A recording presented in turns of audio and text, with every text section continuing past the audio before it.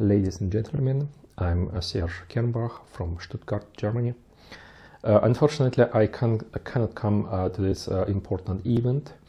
In a few days, we have a large exhibition here, but we strongly support this initiative. It's taken in the right time. We contribute with demonstration, with our sensing technologies, with devices, and this presentation goes along this line. I would like to demonstrate importance of unconventional technologies, especially in this area of informational pharmacology, and show the history that was taken for almost the whole 20th century in the Soviet Union.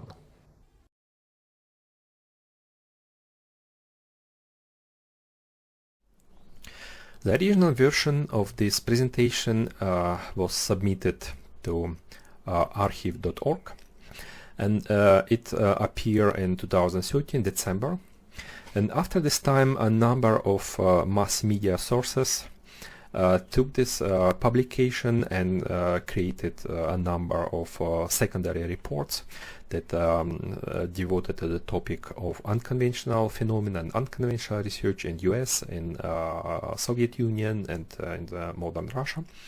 So it seems that the whole topic is still of a large public interest.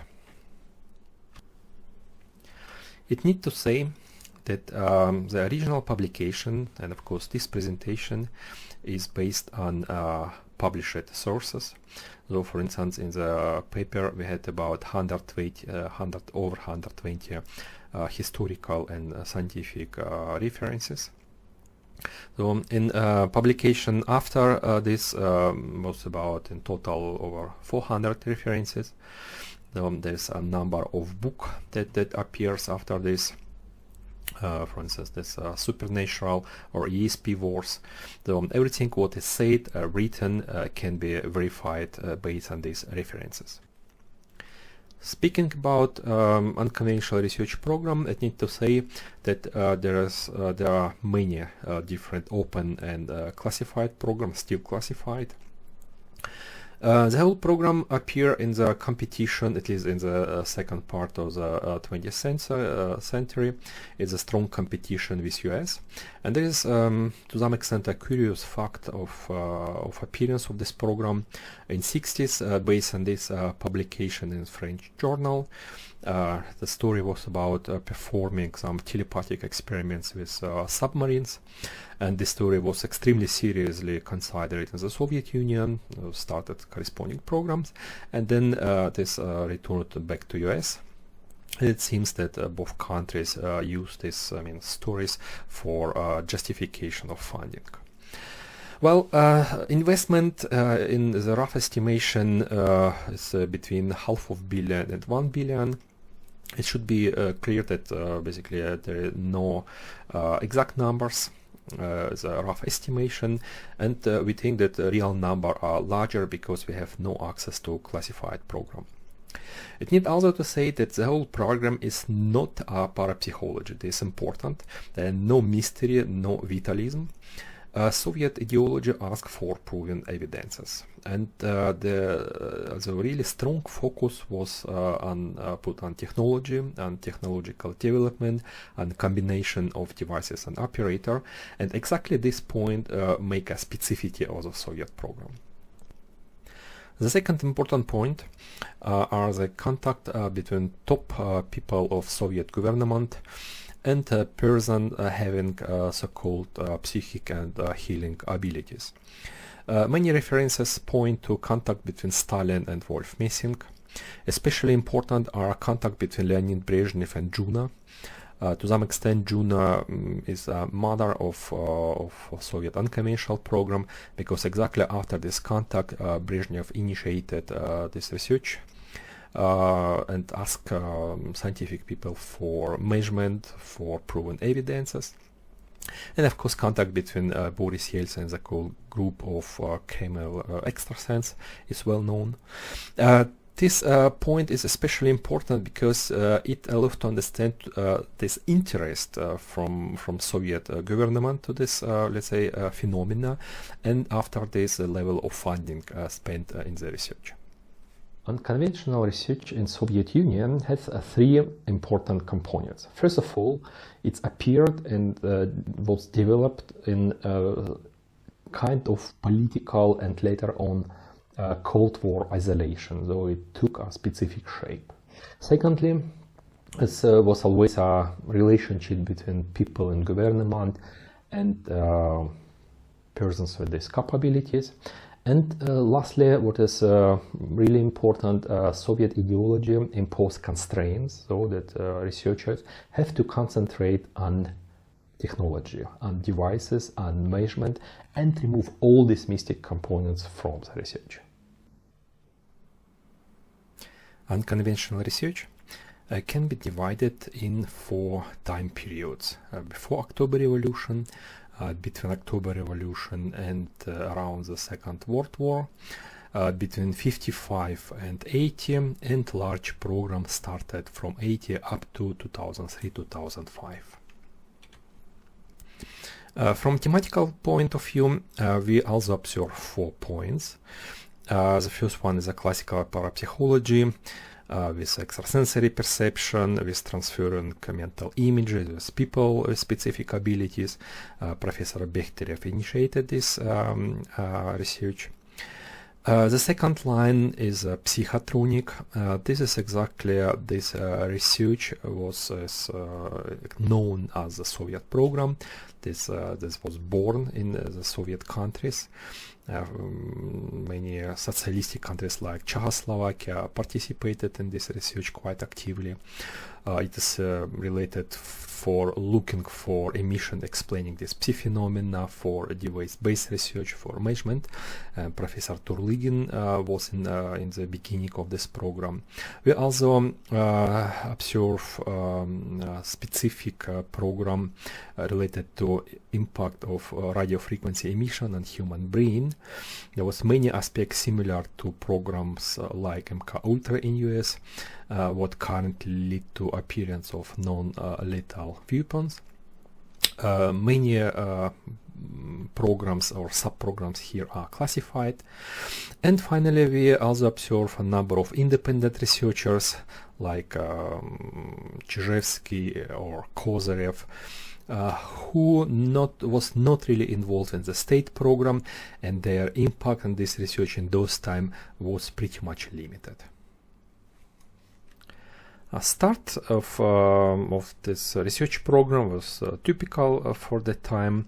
It was a spiritualistic movement from US, exported first to Europe and then to Russia, and of course many people was interested in that phenomena. A commission led by Professor Mendeleev investigated them, and after the report was published, a huge discussion appeared in the community. Some people was for existence of that phenomena, some people was strongly against. Nevertheless, around begin of 20th century, unconventional phenomena was already a part of social life. And by some reason, all this discussion and publication was concentrated on telepathic effects, and we will see that even later on, after Revolution and after Second World War, this telepathic system was part and a specific part, essential part of the Soviet program. It needs to be said that this development was of course specific. The telepathic, the concentration on telepathy was specific for Russia at this time, but was not really different from other countries. So at least we observe a similar phenomena or similar movements in US. For instance, appearance of radionics.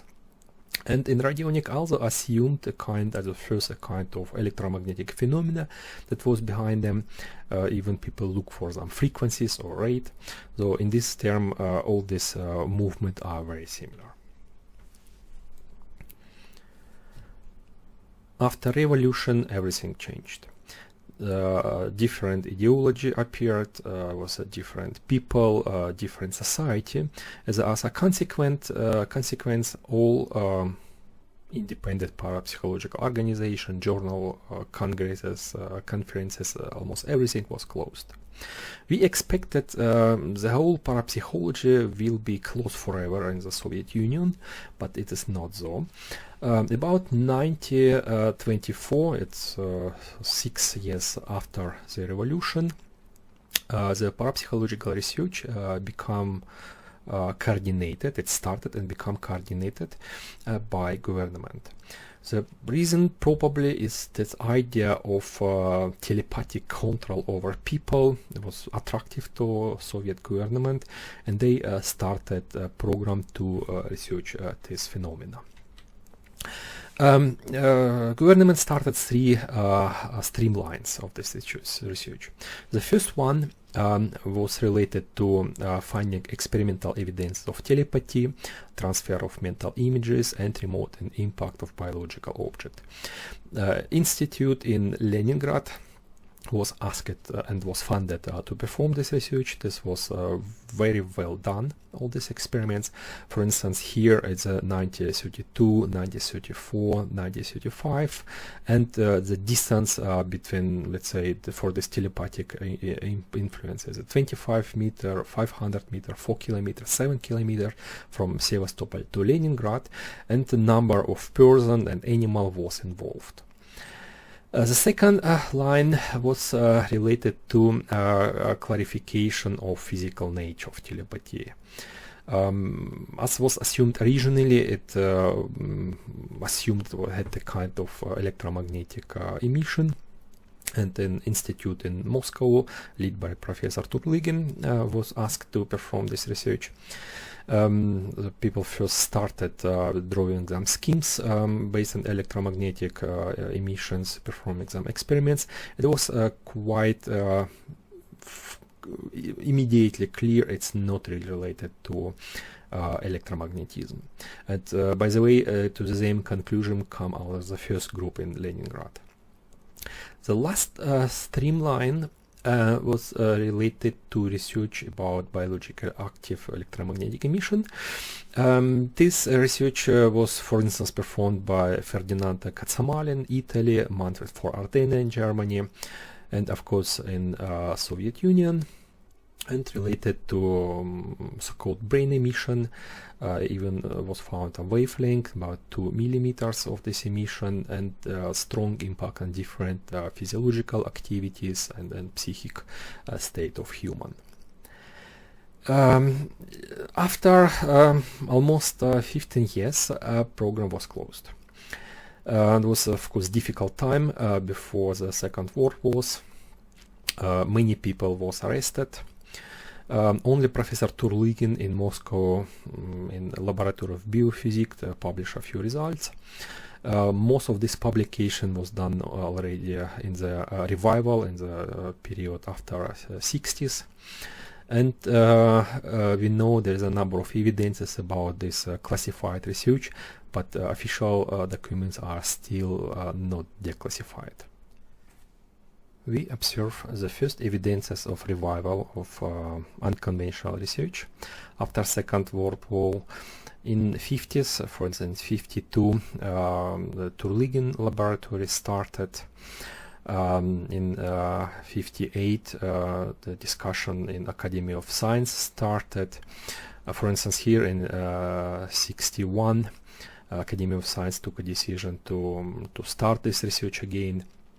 And here, exactly at this time, we observe a number of published books from experiments done in 30s. For instance, Dr. Kaczynski, Biological Networks, Professor Vasiliev.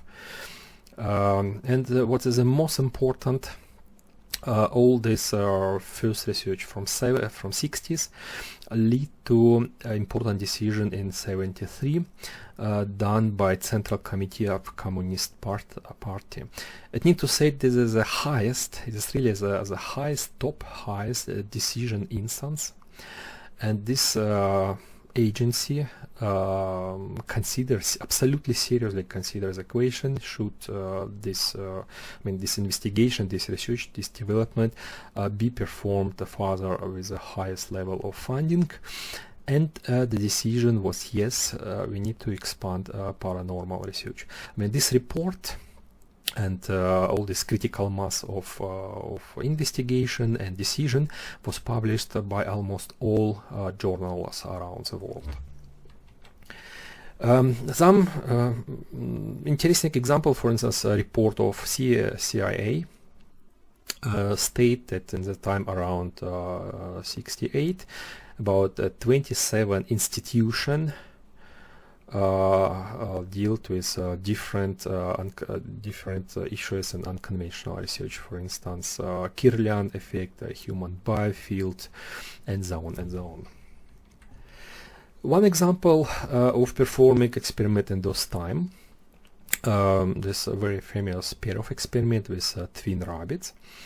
One of twin receive implanted electrodes in brain, and another twin was removed in the distance of about 7 kilometers. And here, by stimulating electrodes in brain, brain activity of the second rabbit was measured by EEG, and people find a strong correlation in time between stimulation signal and brain activity of the second rabbit.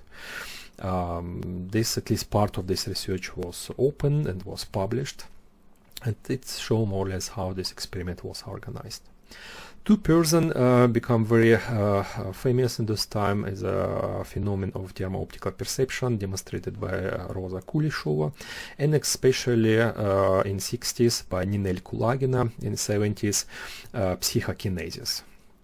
With Ninel, a number of different institutes was measuring and dealing with this phenomenon because this is so evident. This effect was demonstrated a number of times. So there was measured whatever people can measure, and you can think when the research was about 10 years with this person, it was people confirmed what was really, the movement was registered, but they of course have no explanation of all of these effects. Even foreign journalists, they come to Moscow, and this, for instance, movie was done by a German journalist in one of the hotel, absolutely unofficially. And people was surprised as one of the most evident example of telekinesis known in the history.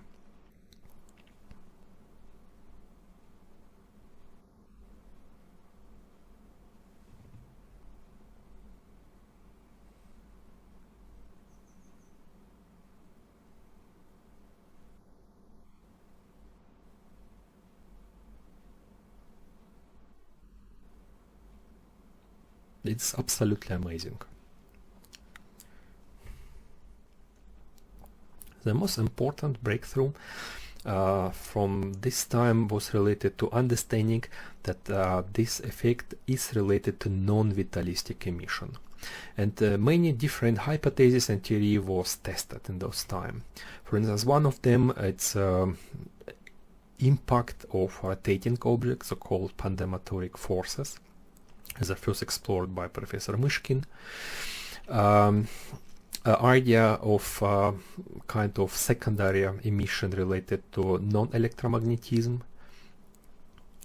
expressed by Chizhevsky first, and so called Chizhev-Welhaver effect, that microorganisms react hours in advance to sun emissions or changes in the sun activities.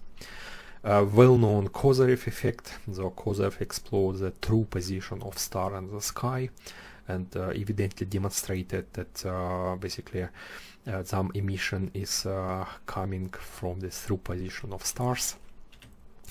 This well-known name Grebennikov, he as a biologist in Academy of Science in Novosibirsk, explored effect of passive object, means for instance kind of bee wax or hexagonal cells. They created absolutely evident effect on plants and animal and humans. And all of them came to more or less understanding that whatever it is, it cannot be shielded by any metal or concrete or whatever shields. It's very biologically active both for plants and animals. It participates in long distance effects. It can be, for instance, transferred through large distances. It's to some extent related to light and electromagnetism, but it's not electromagnetism. It is very important. It's not vitalistic, so it's it's a physical phenomena. It's well repeatable. So it's about 75 up to 85% of repetition, and a number of names appeared as a non-electromagnetic emission, high penetrating, microlepton field, spinor field, torsion field. I mean, there is really a number of notions that appears. And all of them created to start of a large program that we know they started from 1980s. The time between 80 and about 95 is the most productive period of the program. Between 6 and 900 people on the level of Doctor of Science or Professor in different research institutions of Academy of Science over the whole country was involved. This research is no longer concentrated only in Moscow or St. Petersburg. At this institution, a broad spectrum of different research topics was investigated.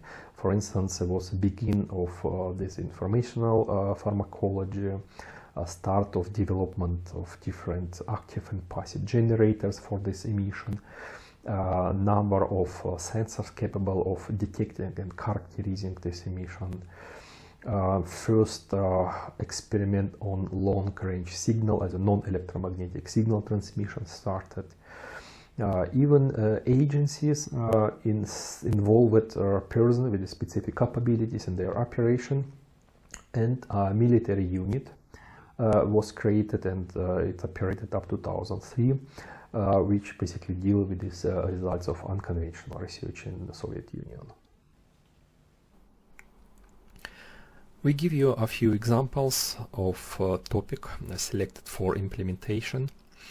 There's, for instance, new quantum communication technologies, materials with new physical properties based on imprinting technology, new sensing approaches. We also know that there are several closed programs approved, for instance, control over biological system and similars. They are classified. These are examples of these active generators developed in those time. This example of this non-genetic biological experiment of crossing different plant species. It's performed by John Kanjane in 80s.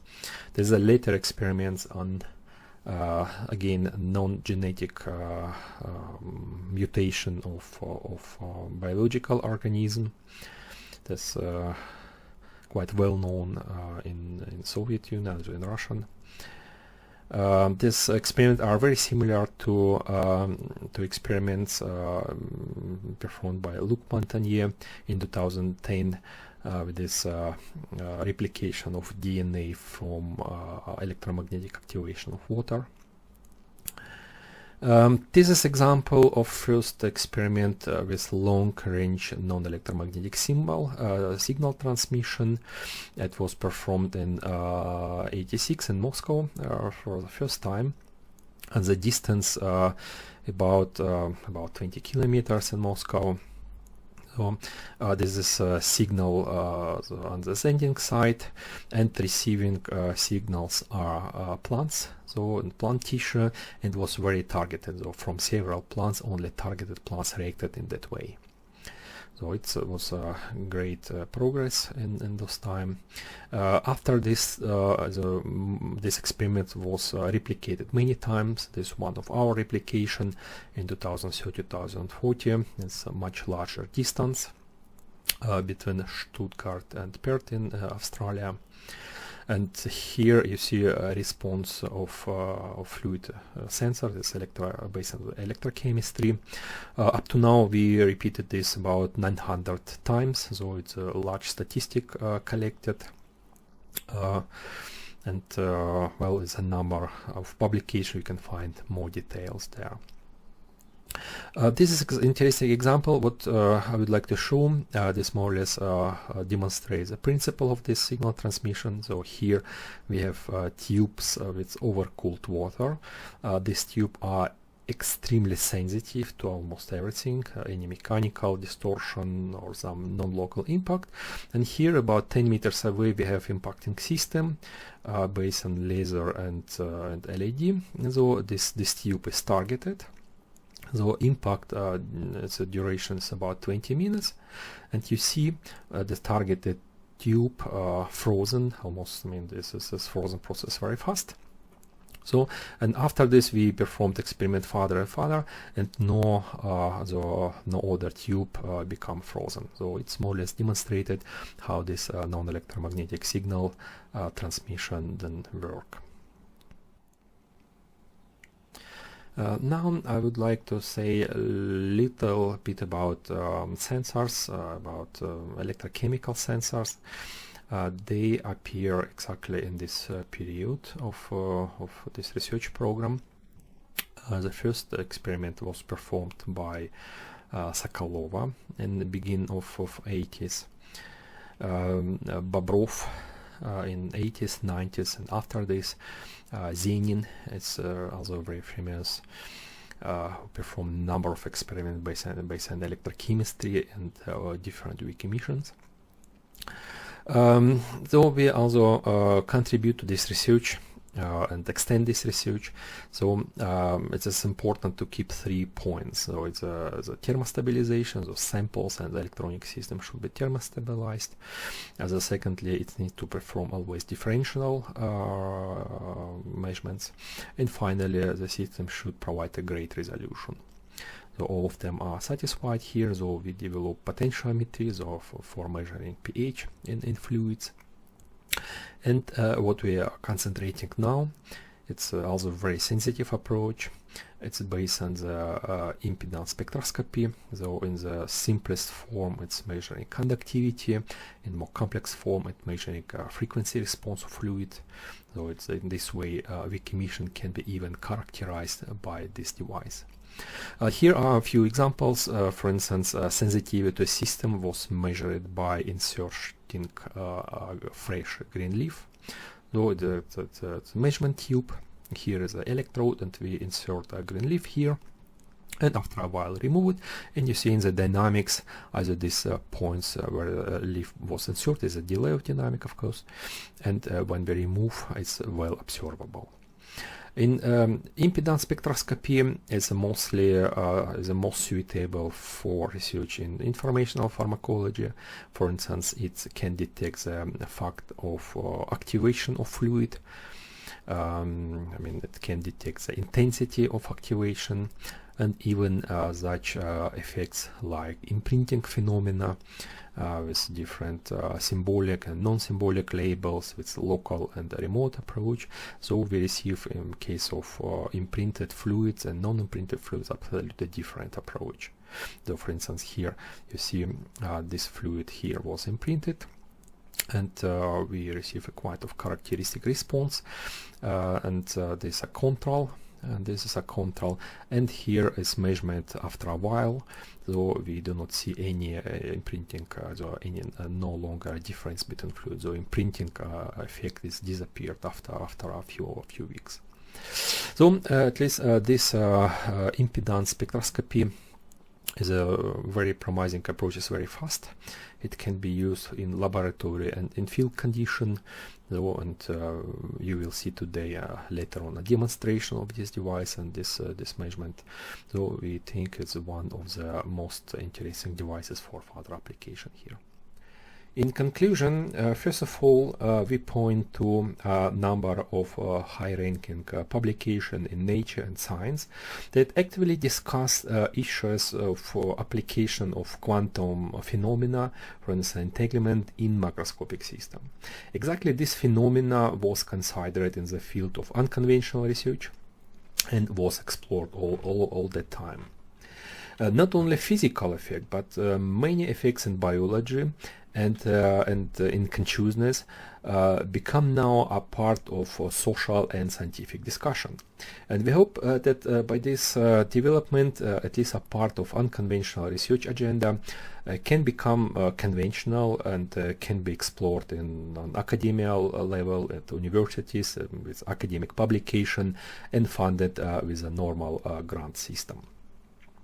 In relation to this presentation, we basically demonstrated that Soviet Union, but like we said, US, China, and Germany, they have a large funded programs. In USSR was from 90s up to 2003-2005, and in this program a large number of effect phenomena devices have been discovered and developed, and the specific area of research, this device-based psychotronic, appeared, and most of these devices of sensing approaches of this information and imprinting effect then that have been explored and developed exactly in this area of psychotronics.